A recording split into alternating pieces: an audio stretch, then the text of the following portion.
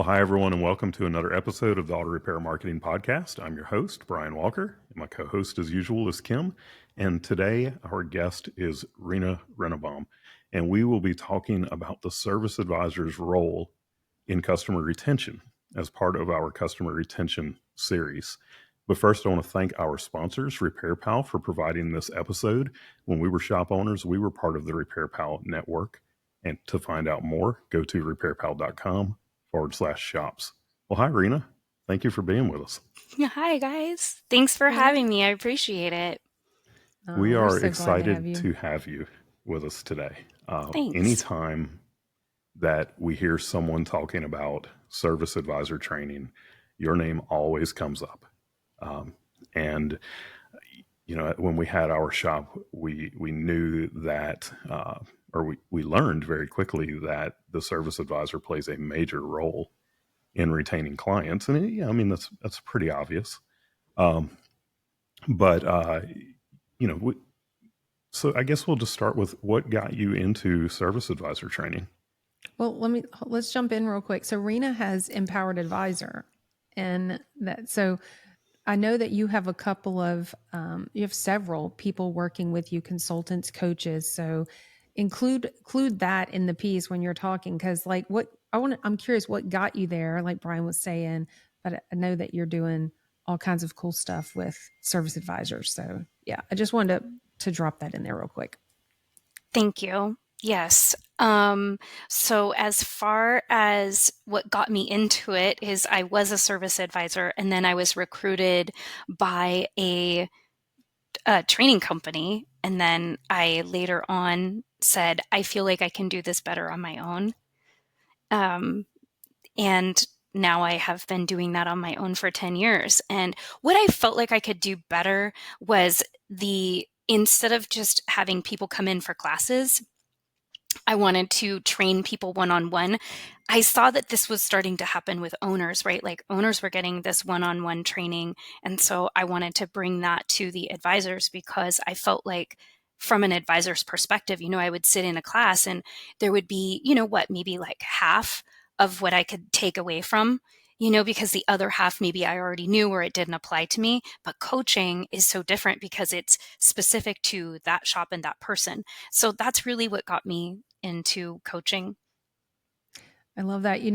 I'm a big fan of Ed Milet, and he always says, you're perfectly positioned to help the person you used to be.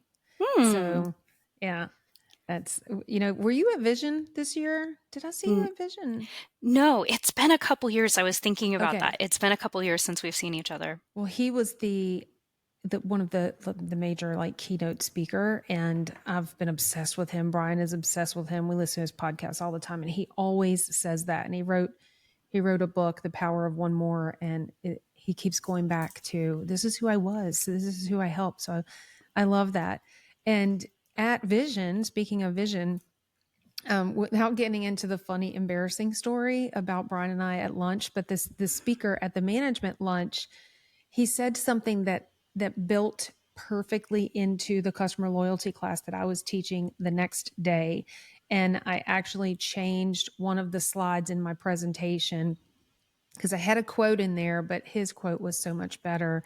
And he said, in order to focus on the bottom line, you have to focus on the front line.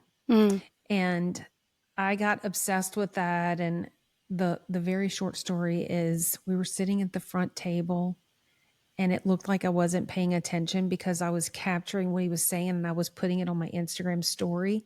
While I was doing that, I leaned over to ask Brian, is this what he said? So we were talking at the front table because we sponsored the lunch, and he's like talking to us, like pointing us out in front of the crowd of 500 people. Not pointing out the fact that we're talking. He was talking about our company, and and then he sees us talking, and I mean, he was jokingly doing it, but he was like, "Oh, you just missed this opportunity." But he was snapping at us. He was like, "Hey, you!" And our friends at the table were like, "He's talking to you." Like, oh my God, this is so embarrassing. But I explained afterwards, and he was like, "That's brilliant." So it's the whole, to focus on the bottom line you have to focus on the front line. And so for us, we talk about customer loyalty all the time. And so many people come to us and they want us to do their marketing, but they forget about their part of it is getting the clients back in the door, getting them back in. So what do you think about that philosophy, if you will, of focusing on the front line in order to be able to focus on the bottom line? I think it makes a ton of sense. Something that I find a lot is that shop owners, I don't think, share their vision enough. Like, what does your shop's marketing say? Does it say we're the friendliest? Does it say we are the fastest? Does it say we're the cheapest? Like, what does your marketing say? So that, when sometimes I'll listen to calls from service advisors and you'll hear them, like, having what in my mind like a completely different purpose for that visit than what I feel like the marketing for the shop stands for. So I think that's kind of number one is as a business owner, you have to tell everybody like our shop is not we're not trying to be the fastest. We're trying to be the most thorough. We are the friendly. And so I am able to stand by the marketing if I know what it is. And I think it needs to be number one, explained to everyone that is representing your marketing what they are supposed to be representing. If that makes It reminds sense. me of first things first, right? Let's start with why. Well, Let's and lead so, with that. it happens so often that the messaging that a shop is putting out there is confusing. Uh, and we talk about it in marketing all the time. Like, if you go from a website to a landing page, for example, and the colors are different or something like that, it's a confusing experience. Well, it's the same thing. And I love that you brought this up. If you're marketing that your shop is the highest quality shop out there, but then when the service advisor is talking to someone and we've literally listened to a phone call where this happened before, the service advisor was like, "Oh, that's going to be expensive." Yeah. Well, it's a confusing thing because the client, if they're looking at your marketing, they didn't call you because they thought it was going to be cheap. They called you because they thought that you were going to be the best. Right. Even when you have like an advisor that is looking to make the estimate the cheapest, right? So they're like calling the cheapest parts store. They're looking for the white box instead Yeah. of looking for the original equipment because that's the way that they were taught to do things. And so, I see that, like if you have somebody that comes from a dealership, a lot of the time they're like, they want people in and out, right? And that's Mhm. really their purpose is like, I need to make sure that this customer gets in and out as soon as possible. And I think the reason that is because part of their, I don't know if it's called CSI any longer. That's what it used to be called, the customer service inquiries, right? Isn't that what CSI stands Index, I for? think. Index, Yeah, thank Yeah. you. index. Um, one of the things that they're rated on is how fast the service was. Hmm. Mm-hmm. And so they have that in their mind, like, I am getting graded on how fast this is going to go. So we have to untrain that from them is we actually aren't graded on that. We are graded on how much we actually get done, right? So if a customer comes in and we find like all of these additional needs that we are taking care of them, we are graded on, it's fixed right the first time, that the customer was happy, that the customer returns. So, I think it's making sure that everybody understands what the shop's purpose is. And then for advisors, it's being able to communicate that. So I know what we're supposed to be doing. I know what our mission is. And now I communicate that to the customer. So it's my job as the advisor before the customer even arrives to have a conversation with them about this is what you should expect when you bring your vehicle in for service. And then you have to make sure that you follow up with that. So if I tell you, you're going to get a text message reminder about the appointment before you even arrive, but that doesn't come, we just broke a little bit of trust because the customer's like, wait, they said that I was going to do this, then they didn't. And so, that's the second thing. I think number one is advisors need to communicate. And number two is they're building trust with this communication. So one of the things that I really focus on as an advisor trainer is we do not say, hey, I'm going to give you a call when we have more information on your vehicle, because I'm allowing the customer to decide when that is. So instead, we say, I'm going to give you a call by 10, or I'm going to send you a text message by 10 o'clock just as an update. I'm not expecting your vehicle to be done by 10. I'm not even expecting us to maybe know what's going on. I'm just going to let you know where we're at in the process at 10. I love that because it's so much more definitive also.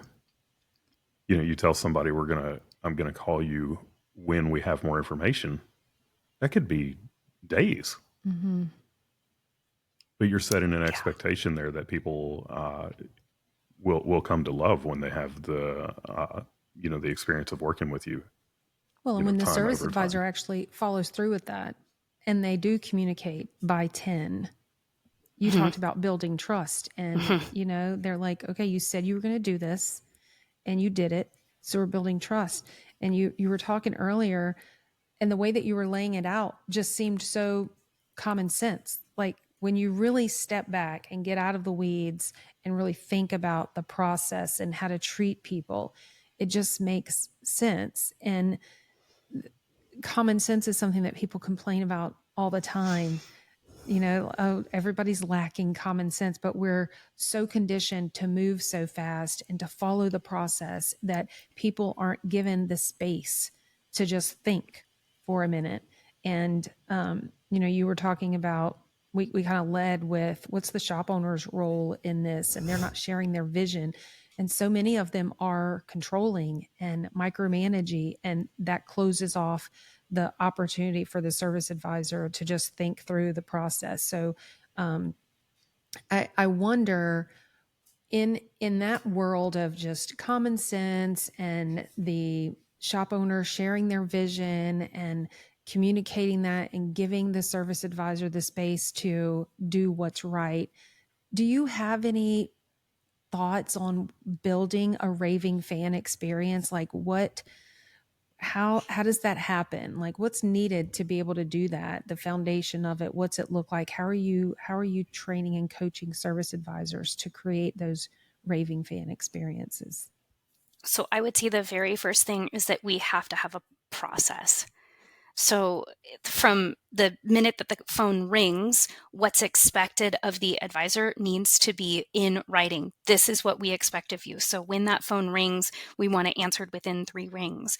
This is the way you answer the phone. This is the way that you set up an appointment. These are the questions that you ask before the customer arrives. You're going to be checking the history. You're going to check, the mileage. You're going to, do these are the things you do before the customer arrives. You send an appointment reminder. Like it needs to be in writing. And that's what I find to be probably, so you're saying common sense. My common sense and your common sense might be different. And so we're leaving it up to, I think, somebody's common sense instead of this is what we expect of you. So again, this kind of goes back to the shop owner, but if you want me to hold your staff accountable, I need it in writing what you expect of them, because I can say, hey, this is a best practice. And they're like, oh, well, we don't do that here. Mhm. Okay. So if it's in writing, then what we do is we go in and we listen to the calls. We look through the text messages. We look at the emails. Like we see what has been done and what hasn't been done. And now we can hold them accountable. And then we can help train them, because a lot of advisors are like, I just don't have the time to do that. And the truth is, if you guys remember, it used to be one service advisor for 3 technicians. I have shops that are 1-to-1 now. Oh wow. One advisor for one Mm. technician. And that's a lot of shops. And it's because even though we have spent a lot of time and money and effort making the advisor's job um, like electronic or not manual, they still have such a big list of things to do. And remember that in order to give that great customer service, I also think that that is a must, is that you cannot overwork your advisor so that they truly don't have time. And Mhm. so I think you have to find the right ratio for advisor and technician. So I want to sit on that for a second. Okay. When, because I love the idea. It is thinking completely different from from what the norm is in our industry to have a 1-to-1 advisor to technician ratio. But I'm just guessing that the shops that do this have got an incredibly high average repair order. Yes. Yes. They Huge. they probably are maintaining their profit margins, are exceeding the margins that most are. Yes. Of course, I'm sure their labor, impacts that for having. Okay, wow. I don't know. I wanted to. You just sold yourself on it. Well, Well, no, it's it's an amazing idea if the dollars work. it is also like the reviews and just the level, but I mean, you have very high expectations for an advisor that is only working with one technician. Absolutely. Very high. I wanted to do a deep dive into what made our successful shop successful from an advisor standpoint. And so for 90 days, I monitored 4 shops. 2 were our top performers and 2 were our low performers. And the top performing shops are not like in really nice neighborhoods. They're actually kind of in armpit areas, really. Really. But I wanted to see, so what is it? What is it that creates these better experiences, repeat customers, really the highest ARO? What was it? And the pattern that I found was the incoming phone call is longer than any other shop. So my low performing shops, their incoming phone call is like a minute or less. My highest performing shops are 5+ minutes. Wow. And so I said, okay, I need to figure out, so what is happening? What are they doing for 5 minutes? Well, they were starting the sale. The sale was already beginning. And so we spent time, talking about what was going on with the car and setting an expectation for the visit. So I think what happens is mentally the customer says, before I even arrive there, I know that my car's going to be there for a few days because this took a while, because there was like the expectation was set. And I think the folks that are getting these like 30-second, what time do you want to come in? Okay, yep, see you then. It's like, oh, that's going to be quick. I'm going to be in and out. And so you're setting that expectation in the customer's head. I have so many takeaways from this section right here. It's just blowing my mind because, again, going back to what I was saying earlier, is that if you're going to focus on the bottom line, you have to focus on the front line. So I'm thinking about how happy that technician is that he's working with that one service advisor, that, he can be more thorough. They get to know each other really well. The service advisor is not feeling the rush to hurry up and get someone off the phone, but they can take the time. But the customer is feeling heard and not rushed. I know when I get on the phone with someone, I don't want to just take forever, but I want you to listen to me. And I think about my mom, who's 78 years old and had a stroke years ago. And so her processing is slower. And she begs me to handle her phone calls for her because she's like, they're talking so fast, I can't process what they're saying, and I'm so rushed. And by the time they get off the phone, she's had an anxious fit, and there's so many positives that come from all of that you just said. That I talked about creating a raving fan experience. Somebody got off the phone and said, I can't believe that guy, that lady, just spent all that time with me. They asked me questions that I never thought they would ask. Like, they don't know that the part of the process is slow down, take your time, get all of the information. And it is creating that loyalty on both sides of the phone. And I just love that. I really appreciate you sharing. And I love your science experiment. That's very fun. Thanks. One of the shops, actually, we came up with this idea of advisors are generally really busy. And so you're not going to have time to do that with every single customer. But later today, you might have time to do that. So let's just say that you are really busy right now and you pick up the phone and you say, hey, you know what? I'm going to put you down for Wednesday to drop off at 8 o'clock. Is it okay if I give you a call between, like the next 20 minutes and maybe the end of the day today to go over exactly your needs and, get your mileage from you and get some things from you? So, there were a few shops that gave some pushback on that. And one of our advisors who's been with us for a long time, he said, if somebody called me and said, your car isn't even here yet, but we're starting to think about it, I would be blown away. Like, how often in any industry, does that happen? That you get a phone call? I know you're coming in tomorrow. We just wanted to check and see, what's this? And that doesn't happen. So this also is like this extra level of communication. And you're right, like building this experience. The truth is not every customer will want that. Right. Like some people are going to be like, look, I'll talk to you when I get there. I'm busy. Okay, great. Yeah. See you tomorrow. People cannot be forced to do this, but I'm going to say 80% of your clients would want this, will appreciate it. Yeah, I mean, we stand on the soapbox basically of know, like, and trust. And spending time with people and doing exactly what you're talking about, that covers all three. When you talk to people for any amount of time, you get to know them. When people give you their time, like the service advisor is now able to do because they're not trying to, work for three technicians, they people will start to like them and then trust them. And it's the same thing with, I'm unfortunately getting of the age now where I'm seeing doctors more and more. I've had my knee replaced and my rotator cuff rebuilt and, just different stuff.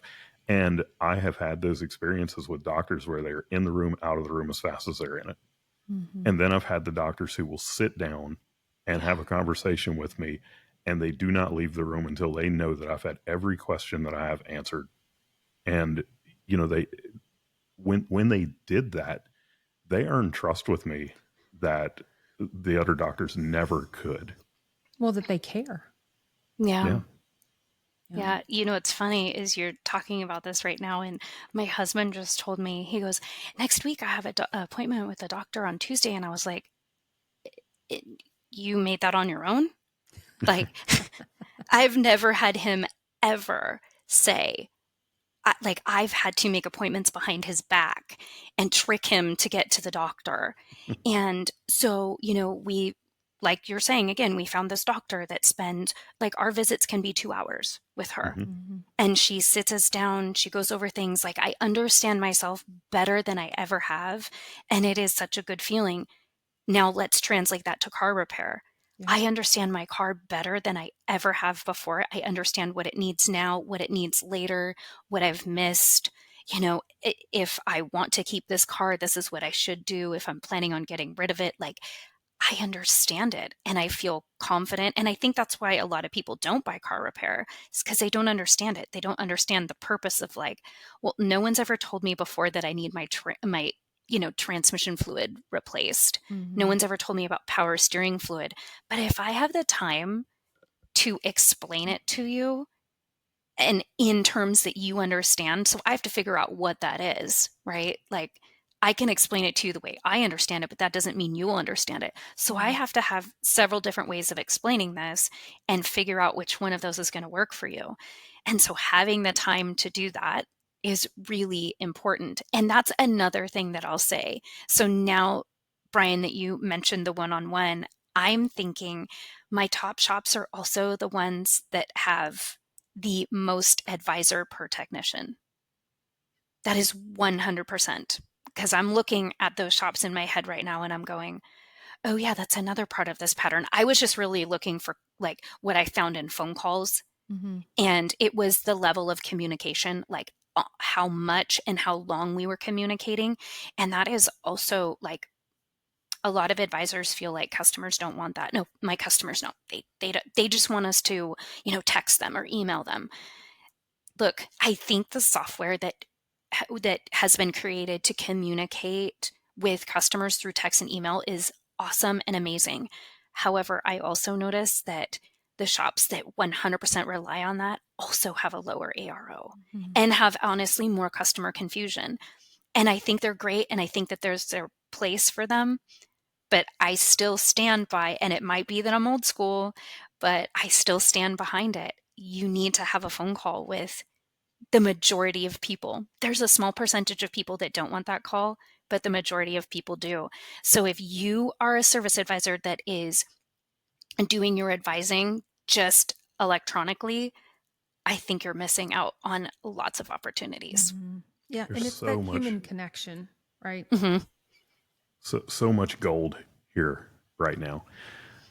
You know, it's I know, I guarantee you that a lot of the shop owners who are listening to this right now, they're thinking to themselves, yeah, how in the world am I supposed to do that? You know, because they're probably running a thin margin as it is. But this is where you get your margins Mhm. from doing this kind of stuff. You know, we have talked to people before in the sales process, and they're coming to us because they want marketing, because they need more cars in their shop, but they've got a $200 average repair order, Right. and you know they're just like churning cars through the shop all day long. And in every case that we have that, like if somebody is less than say a $450 ARO, we will tell them you don't need marketing, you need coaching, and Yeah. we will recommend them to a coach, because we know that in the end they are going to go get that coaching, they're going to start seeing the positive impact of it, and then they're going to come to us when they're ready, because we know that we can't fix that business where they have the $200 ARO, shop owners running around with his hair on fire, you know, the technicians are burnt out. And you know, now you're talking about taking it to a completely different level with this one-to-one. But I mean, gosh, if you're one advisor to three technicians right now, there's a middle point there, you know, to go one advisor to two technicians and see the impact that you have from that. Mhm. And then when you see that impact, say, okay, well, how much better can this be? And then you push it to that one advisor to one technician. I was I was reading a story the other day. It was a guy who owned a chain of grocery stores in Oklahoma in the 1930s, and he's watching, you know, people shopping in it. At that time it was primarily the ladies who were doing all of the shopping, and they're walking around with a basket in their hand, and they would fill that basket up that's in their hand, and once they got full they stopped shopping. And he thinks, well, we need a bigger basket. And that was how the shopping cart was invented, because you know, and the Really? story goes into the whole thing about, well, the bigger basket was too heavy to carry and all that, they ended up putting wheels on it. And I mean, that's how the shopping cart was invented. And it was incredibly like the impact that it had on his grocery stores was just a major thing, because now people could buy more stuff. And sometimes, you know, the answer is so simple, and you're giving people a solution here that, I mean, I know that it's difficult hiring and everything today, but still, people are out there, people will work. I don't care what anybody says, there are lots of people out there who are incredible people that are willing to work, because we hire them all the time.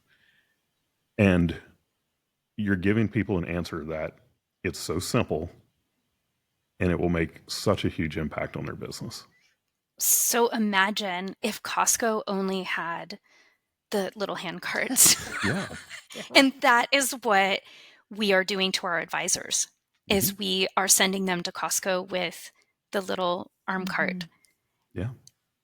Yeah, Well, I love that you said that you will tell an owner that, hey, you actually don't need more marketing, you need coaching. And a lot of the time what happens is they call us and they're like, our advisors, their ARO is $200. And it's like, well, I'm not going to fix that. And neither are they, because you are setting them up.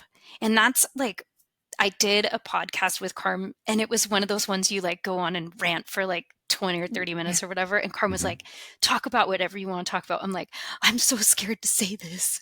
And he was like, just say it then. And I was like, so shop owners, stop calling me and asking me and your advisors to fix your business when you need to fix it. Hmm. And it was honestly the best podcast that I've ever done. There's more people that have called me from that podcast, and I was so scared, but it's true. And I have Yeah. told many shop owners that have called us and said, so yeah, my advisor's this and my advisor's that. And I'm like looking at their numbers and I'm like, I don't know. Like, you're saying you need to bring in more cars, but that's not really. So you're right. Like, a lot of the time we have to shift the thinking from the top in order to shift the thinking, below them. So how do So you tell them? Because that was one of my questions. What is the shop owner's position, their place, their role in creating ultimately, and then we're talking about the bottom line, but customer loyalty and getting them back. Like when you're looking at those numbers and they've called you and it really is on them, what are you saying to them? are you working with an owner coach? Yeah. And then 90% of the time it's like, no, we're not. And I say, you know what I'm thinking is I think that we should just at least get you in contact with one. Let's kind of figure out these numbers first, and then you call us back. Or let me call you back, right? But I will set them up with the few owner coaches that I work with that I know that I think would be a good fit for them. And, a lot of the time they're very resistant to that. There's only a select few that have said, you know what, you're right. Thank you. I had a shop owner that I was asking him what his ARO was, and he was, what's that? And I am God honest truth. That Oh, happened. yeah. And I said, well, you need to figure that out, and then I can work with you. Because it's not fair to put that off on the advisor, that it is the advisor's job to be responsible for, retention, for loyalty. Yes, they are a huge part of it, but it starts at the top. So the owners really need to make sure that they are setting their advisors up for success. And then as soon as they are, then it is the advisor's responsibility to follow those processes and policies that have been put into place. Make sure that they're using the technology that the shop owner is providing. That's one thing I always see is like, this is a first time customer call and we don't get a phone number or an email address. Like, we're missing out on this opportunity to impress them with this awesome technology that I don't know about you guys, but I live and die by my reminders. If I didn't get a reminder that I needed to be at the dentist, I probably wouldn't do it. So that's what we are like, even advisors verifying the phone number and email address. Every time that you see that customer, we should be checking that. Who's really good at that is like, when you call Verizon or, your cable company, they always say, hey, is this still the best phone number? Is this the best email? Because they want to make sure that they're getting that bill to you and information to you. And we need to be better at that too. So we keep talking about communication. We could name this retention starts with communication, or that's the be all end all. That's a big, huge piece of it. I know that you do call listening, you do secret shopper calls, which I've always been fascinated and obsessed with. And I secretly want to be the secret shopper. I really want to do that. I don't know why, but just kind of getting like a real look at things. So when you're doing these call listenings and your team's doing secret shopper and all that stuff, what are the big, once we've got the whole shop owner part, they're being open and honest and receptive to the feedback, they know their numbers, they know what they're doing, they're sharing their vision, they've hired the right person for the right seat. Now you're listening to the calls and you're doing the secret shopper. What are the most common things you're seeing and hearing that service advisors are doing that they could be doing better that would ultimately create more client retention and loyalty? Oh, that's a big question. I would say that I hear a lot of no, and we need to respond with yes. I think that advisors need to be more empathetic. We forget what it's like to be on the other side of the counter. After you've been on this side for it doesn't take long, we forget what it's like to be a customer. So I would say lack of empathy.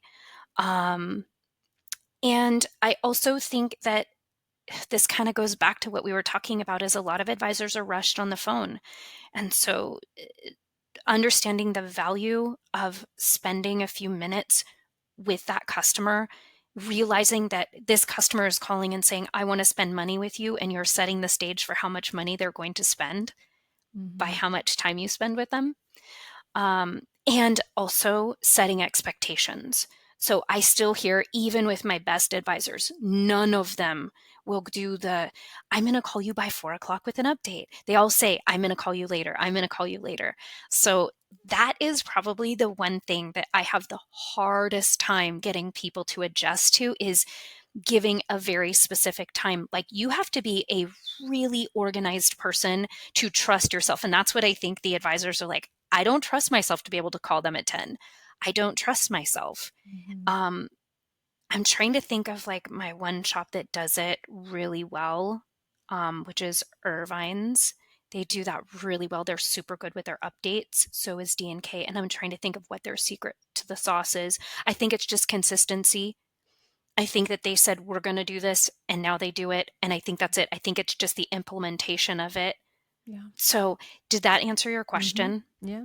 Yeah. I love Well, it. you said something that I want to come back to, and that is the idea of, you hear a lot of no's and there needs to be a lot more yeses. Mm-hmm. And that is one of the most controversial topics in our industry right now, is the whole just say yes thing. Mm-hmm. But I will tell you that as a marketer, I love the idea of just say yes, Mm-hmm. because we hear so many unnecessary no's. The number of no's that we hear, the number of missed opportunities that we hear when we are listening to the phone calls that are coming into the shops, because we're sending these calls to these auto repair shops, and we work very hard to do that. And then you have a service advisor who they just say no because they're busy, or whatever the whatever might be going on. They're not Um, trained. That's they're most likely the answer. and they're a lot of times they're they're not using the common sense. That, like one of the shops that we've worked with, that they don't work on diesels, Mm-hmm. but you got somebody calling that has an F-250 with an air conditioning problem. Well, I'm sorry, the air conditioning system on the diesel is the same as on the gas truck. Get it in, fix it. But there's such a polarization here between the people who are just say yes and the ones who are against it. And I really believe that there is a place in the middle that nobody likes to talk about. Obviously you're not going to tell somebody yes if you know that you cannot serve them. If it is impossible for you to get to their car over the next few days, then no, don't tell them bring it in now. But there's got to be that middle ground there, because like you said, there are way too many no's that are happening, and it is just missed opportunity after missed opportunity. I would say that it is that we tell people what we can't do instead of what we can do. So, if you were to call me and say, Rena, can I get a price on brakes? If I've never been trained, but I've been told we do not give prices, I'm going to go, oh, I'm sorry, we don't give prices over the phone. I'm going to have a technician look at it first. And so I don't know how to say yes. Mm-hmm. And it's very intimidating. So if I was to say to you, well, sure, now what? Now what do I do? I just told you yes, but I can't. And so how do we get from no to yes and still say no? Because that's Mhm. ultimately, that's the craft. That's what we do, is I'm really saying yes when I'm really, at the end of the day, I'm saying no. Yeah. But I say yes to you. And so it takes a long time for us to have the confidence to do that. So if you called and said, Rena, how much for brakes? I would say, sure, Brian, I would be happy to help you with that. Let's start with this. Like, what kind of car is it? What sort of symptoms? And I would just go down my list of things that I have been trained to do. And then at the end, I'm going to make a suggestion to you that is outside of the estimate for brakes. And you're right, at some point I might have to say no, but if I lead with no, the chances of me converting you after I lead with no is like less than 1%. Mhm. So we're literally and that's the thing is like shop owners say, look, we don't give prices over the phone. Well, what do you give then? Like we cannot, you can't just give nothing. We have to figure out what it is we give. And I think that that's also like part of the marketing is, so we're not going to give you a price. So you have to train your advisors to learn what to give them instead of the price. And it's comfort, it's the relationship, it is value, it's understanding, it's all of those things instead of what you think you need. Yeah. So good. I Love almost that. feel like we need a part 2 of this because, and this is why you teach workshops, and there's so much to unpack here. Brian, do you have any other questions? If not, I feel Yeah, like I we do. need to give Rena. Yeah, go ahead. I do actually. We're talking about such an important role in the business as that service advisor, and we're telling people right now that you probably need more service advisors, and I could not agree more that most shops need more service advisors, but it takes a very special person to do that role. Mm-hmm. And it has to be someone who is going to make the clients feel cared for, and is going to just present like they're going to make a great impression of your shop to people. What are the things that you look for when hiring service advisors, and what are you finding to be the best way of hiring service advisors a in a place where we are right now, where people will swear that it's impossible to hire good people? Mm. Well, I'm actually helping a shop right now find an advisor, and it is really hard. So I can honestly say, because I am actually actively doing it, where I'm on that shop's Indeed, I am contacting the advisors. What I'm looking for is I need to be able to connect to the person. And so, do you guys know Hungry, Humble, Smart Mm-hmm. from Patrick Lencioni? Mm-hmm. What is it? Which book is that? Employee Engagement? No, Is it which How to one? Be a Great Boss? Maybe. I can't remember. We're I'm an EOS sorry. company, so we have like the whole EOS library, but I know our implementer has talked to us about that before. So, Hungry, Humble, Smart, I'm looking for a balance with all three of those things. But really, I'm looking to connect with that person. Was it easy for me to have a conversation with them, or did I feel like they were just stuck on the phone with me? Mm-hmm. And especially because the shop that I am helping right now is in North Carolina and I'm over on the West Coast, and they're seeing like this weird 206 area code and they're like, who's this? Um, so, number one is I have been starting with a phone interview, then moving into a Zoom, and then take them to the shop. And I think that the best thing that you can do is have the staff decide, we think this person is the best fit for us. I think the biggest mistake is that the shop owner does all of this legwork to figure out who they think is going to be best Mm-hmm. and don't even ask the people that work there. So Yeah. I think having that person come in and talk to everybody and like let the staff choose who they want to work with. They generally have to spend more time with that person anyways. Yes. I just interviewed this morning actually for a position, and you said something a minute ago that made me think of it. This one lady, like, and I have a tendency to talk too much, but she could put me like, it was just a simple question. She answered it, but she kept rambling. And I literally got to a point where I was like, I don't remember what her answer was. And it's that connection. Like she had it and then totally lost it. And I know exactly what you're saying because I follow that same thing. We have a group interview where I've already met with them before, I've gotten to know them online before. We have a group, we have a one-on-one where I'm bringing in other team members, but I think it's a huge piece of it. I love that.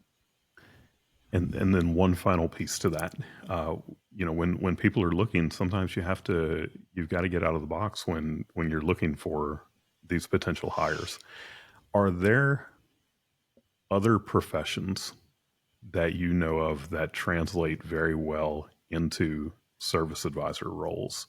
Like when someone is out and about and they meet someone, or if they want to go looking specifically for someone that might be in another profession that they know would translate well. I think hospitality is generally like, we've had great success with bringing people over from, just like hotel management. They've been really great. Awesome. Well, Rena, thank you very much. Thank you guys. I'll give you one more opportunity. Is there anything that you would like to leave our listeners with? Yeah, I think it's just consider looking at adding more advisors to support your technicians, and really consider giving your staff coaching or training so that they know how to say yes instead of no. Awesome. Well, if someone wants to reach out to you, how do they get in touch with you? They can go to our website, empoweryouradvisor.com, or they can email me at rena@empoweryouradvisor.com. Okay. And we will have that in the show notes. We want to thank our listeners for listening in today. Remember, we are just one of many podcasts on the Aftermarket Radio Network. You can find the others at aftermarketradionetwork.com. Thank you again to our sponsors, Repair Pal, for providing this episode. We hope that you'll listen in again next week. And until then, go fill those bays.